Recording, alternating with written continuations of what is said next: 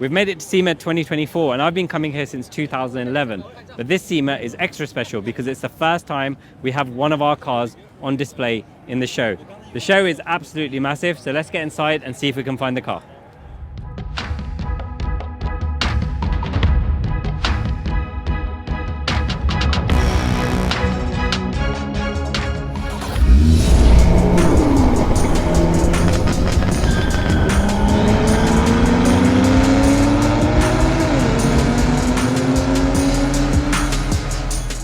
So we're in Central Hall, we're at CSF's booth and we've found our 1M. Now I've been coming to SEMA since 2011 and it would have always been a dream of mine to have one of our cars over here. I wouldn't never have imagined it would have been a 1M. I always thought we'd build something super crazy and bring it over here, but to actually see a road going car with a race engine from our friends at Studi and having all of our friends involved in various aspects of the build really is a dream come true. I'm not going to go into too much detail about the 1M because hopefully you've seen the last 3 videos we've put out which detail the whole build. But in a nutshell, we've P65 swapped it, we ripped off the roof, we put some new forged wheels on it, new brakes, we literally refreshed the whole underneath of the car and it sounds absolutely incredible, just like the Z4 GT3 race car did. But we are at SEMA and there's lots of cool cars here, so we're going to take a walk around and see what we can find. You'll notice that Ryewire's car is behind us. That's under wraps for now, but we'll have a look at that later on in the video.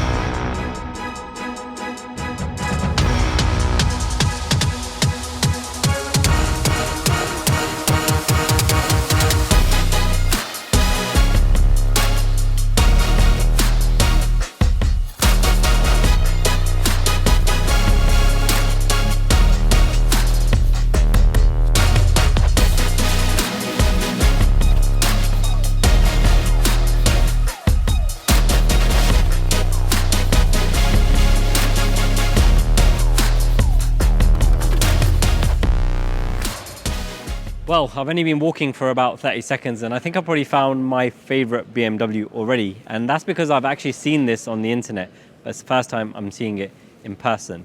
This is Rain Speed Shop's wide body 858 CSL. So it has a S85, so that's the 5-litre V10, which is now a 5.8 stroker. It is a manual gearbox car. It is a wide body carbon fiber. It has beautiful forged wheels, which are very BMW OE Plus, and it looks absolutely fantastic. It's wide. I love the way the arches integrate into the front doors and the little touches that you see on the car that reference other BMWs. So for example, we have the CSL style inlet ducts on either side because this car is going to take air from both sides to feed the intakes. And this car also has even cherry intakes, so I'm sure it sounds absolutely fantastic. I love these vents on the bonnet as well. That's just to allow more cooling for that engine.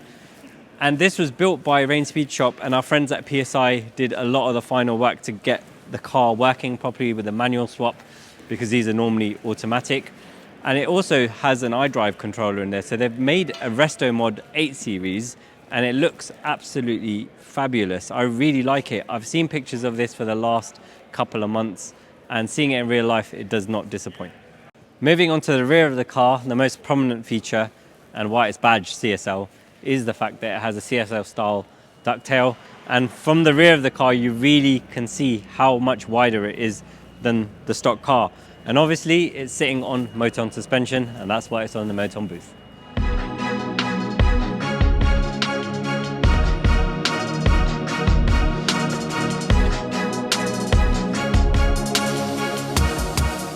We just happened to walk past the Ray's booth and they have some very iconic wheel designs. And I just happened to notice this beautiful red G87 M2 with lots of parts that I recognize. So this car essentially has a full TR87 kit from Auto ID. It looks amazing. It's the first time I've seen that front lower part on the bumper and it integrates really well with the car. It has raised wheels and it has Alpha N hood and it has the same Alpha N fenders that our G87 has.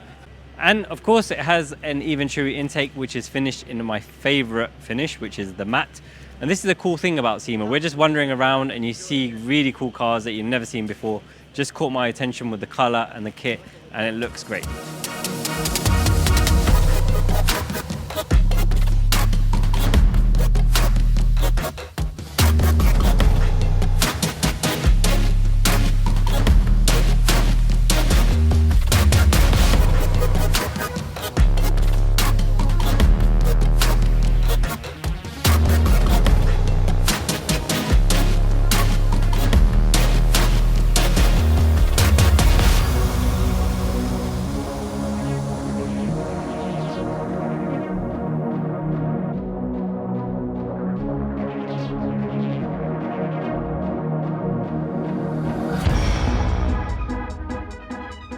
So I've just popped out of Central Hall, and the first car I see is a clown shoe, or a bread van, depending on which way you want to call it.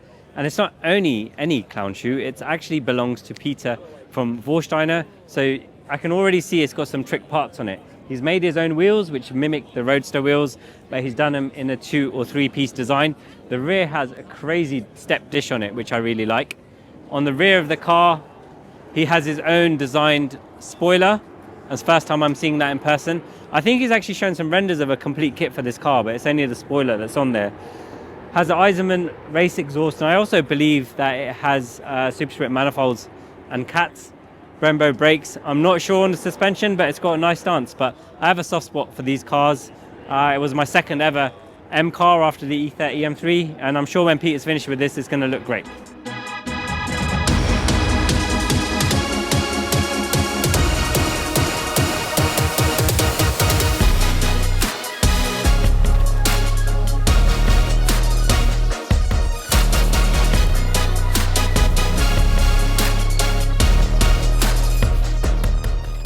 So joining our 1M on the CSF booth is this crazy Honda, which has been built by Rywire.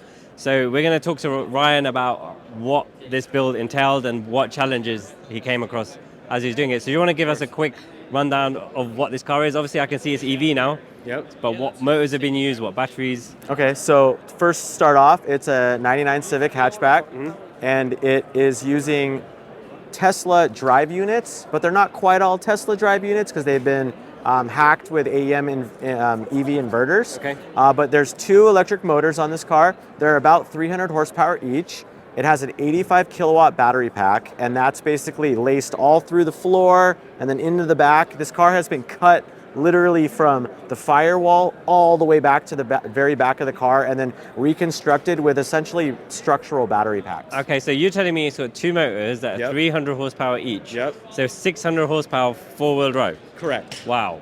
And it weighs how much? 100% it is the heaviest EV in the world. In the world because of the batteries. Yeah. But still the power to weight ratio is going to be So great. if you compare this to a Hyundai Ioniq 5N, it actually has the same battery pack size. It has 2 electric motors, about the same horsepower, and that's a roughly 5,000 pound car. This one, I don't know what it weighs yet. Okay. I need to weigh it like desperately. Yeah. But we're at what I think is probably 3,400 pounds, hopefully less than that. So that's significantly lighter than an Ioniq. Yeah, depending on how you want to look at it, but it's significantly heavier than the factory one. So what was the inspiration for doing this? So obviously you've been a Honda guy for a long time and you're used to a combustion engine. So what was the inspiration to do an EV build? That is such an easy question because it took place 2 years ago right outside. Yeah. Von Gittin built a Mach-E 1400. It's a Ford performance vehicle. It's probably a $2 million budget. Yeah. Massive, massive budget. Extremely well put together car. Absolutely wild in the passenger seat. Okay. I was just blown away by the performance of it. It sounded cool. It had a crazy gear set in it. It was super fast. It did donuts and spins and drifting and everything. And I almost threw up when I got out of the car. I'm like, I need this. You need this. So I decided I love Hondas, and I was like, I want to take a Civic.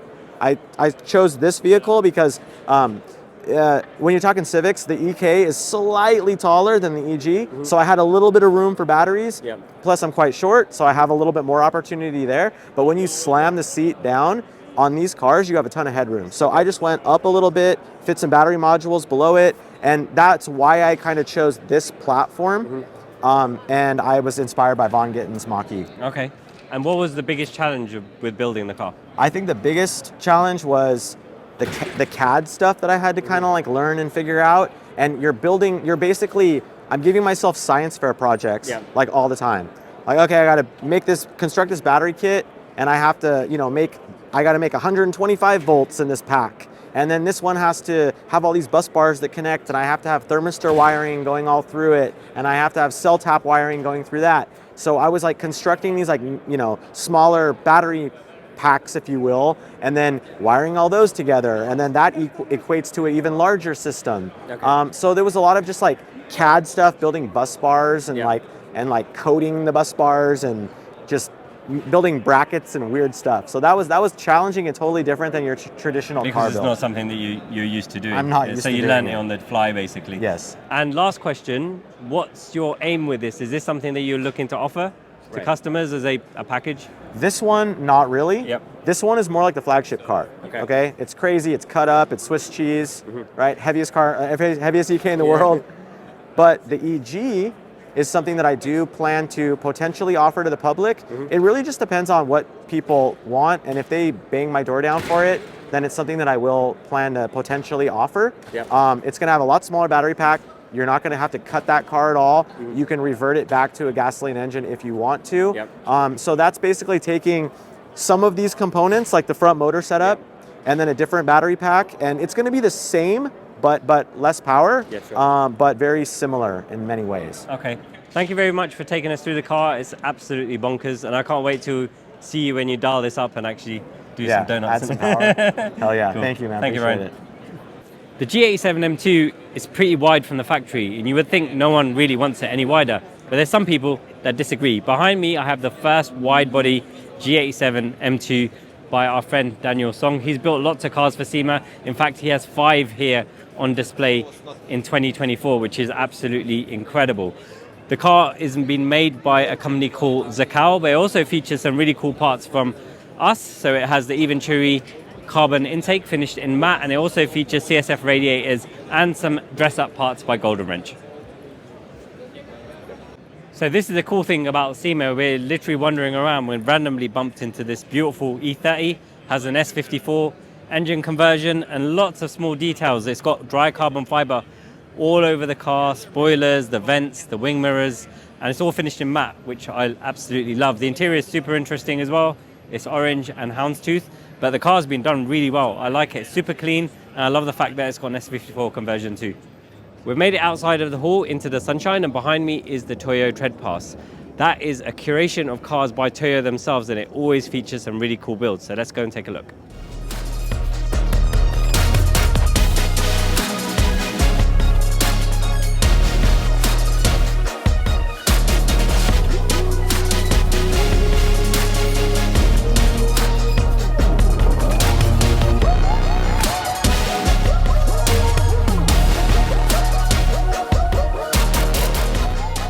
So something that caught my eye, considering we just bought one, is this R33 GTR, but this is no ordinary car. It has a full wide body in carbon fiber, has a very cool lacquer over the top to color it, and it fades from red into black. And the fade is done extremely well. I love the car, love the interior. Looks really good all round. It's probably my favorite car on the Tread Pass. Behind me I have a crazy looking E30 cab. It's got a full tubular chassis, which the guy made himself. Has an LTO body kit, LS engine, BBS style mesh wheels. It looks absolutely crazy and out of something like Mad Max, but I love it.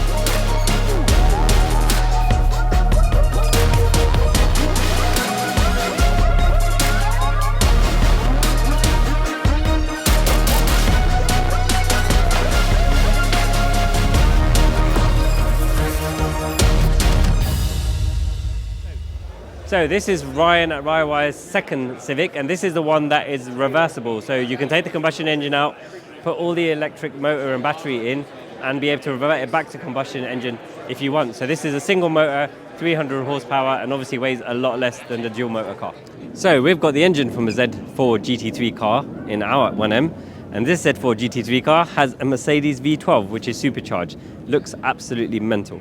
So we've finally had our first car displayed at SEMA, and it's been an awesome, if what, slightly stressful process. So one of the main challenges we faced was we did the work on the car that we needed to do. We swapped the P65 in, and then we had to ship the car to America. And it just so happened that when the boat was just outside of New York, there were strikes at the port, and we thought that that was it. The car wasn't going to get there on time. CSF guys started stressing out. They were looking for an alternative car just in case the strike went on longer than it should have. But luckily, it was only about a week. It did knock us back a week in the schedule, and we had to taken the car to EAG out of the schedule. So we were then left with FCP, Euro, and IND to do the rest of the work. One of the things I want to address with the P65 swap is we've had quite a lot of people complaining about the fact that we've taken the dry sump off. This car is never going to see track work on slicks and hit those high Gs that you need a dry sump for. For me, my cars are road cars, which I occasionally take on track. And that being said, even if it was possible to fit it, which it wasn't, because the car is right-hand drive, it caused some other challenges. And to be honest with you, I didn't really want to do it because it wasn't required for the car. The pump would have had to go in the passenger footwell, and that's not what I wanted for the car. So for me, the P65 engine is not about the dry sump and the intake. It's about the P65. It's about it being 4.4. It's about it having different components inside it, allow it to rev to 9,000 RPM, and hopefully it'll still make over 500 horsepower when we get to tune it properly. But when it comes to these kind of builds, you can't please everyone, and I'm not out to please everyone. I'm just here to please myself and make my own vision of the car. The whole project wouldn't have been possible without everyone who contributed to the project. So the next stage was to take the car to FCP Euro. Hopefully you guys have seen all the videos. We did a full suspension refresh. They knocked it out in record time. I've known about FCP Euro for ages, and I've been following the guys individually for a couple of years. So it was absolutely fantastic to work with them, see how they operate. And it's a really slick operation. Hopefully we can do more projects in the future. After that, the car went to IND, and they absolutely knocked it out of the park. They had so much work to do in so little time. And when they'd completed that, they then took the car for us from Chicago to Las Vegas for the launch party in one go. So 28 hours driving straight. So a massive appreciation for those guys. The launch party was absolutely fantastic. I have to really thank Ravi for giving us the opportunity to have this car on his booth and be involved in all the marketing build up to the party, and then SEMA itself. Loads of people have been coming past the car at SEMA, messaging us, taking pictures, tagging us. I can't remember another build we've done that's had so much attention. And you have to be a real BMW nerd to kind of understand what we've done in terms of putting a Z4 GT3 engine in the car. But even people that don't know, they respect the fact that it has a race car engine in the 1M. Plans for the future: the car's going to stay in America for 12 months. We still have to tune it properly. We ran out of time, so at some point I'll come back over, or I'll get the car on a dyno of a company that we're familiar with, and then we'll tune the car remotely while the car's on the dyno. Once that's all set up, we will come back and do some road trips in it, give it to some journalists, and then the car's going to remain in America probably until August. It will spend some time going to the main BMW shows. It will spend some time with IND, with FCP Euro, and turn 14, so then they can use the car for the shows that they attend. And after that, the car will come back, and hopefully I can actually enjoy it for what it is, and that is basically my ultimate M car. To sum up, the whole process has been somewhat stressful, but it's also been very enjoyable. I haven't actually had time to process all this, and I'm sitting in Vegas, and the car is actually on a booth in SEMA in Central Hall, and that is a dream come true. I've been coming to the show since 2011. To have one of our builds in the show is amazing, and also to involve so many of our industry friends, that's been probably the most special thing. Thank you so much for watching, guys. If you liked the video, please remember to smash that like button, and if you haven't already, please subscribe to our channel. If you want to join the conversation, please drop a comment below and we'll try our best to respond to you. If you want to watch more of this project, you can do so over here. If you want to watch what YouTube thinks you might like from our other content, you can do so over here.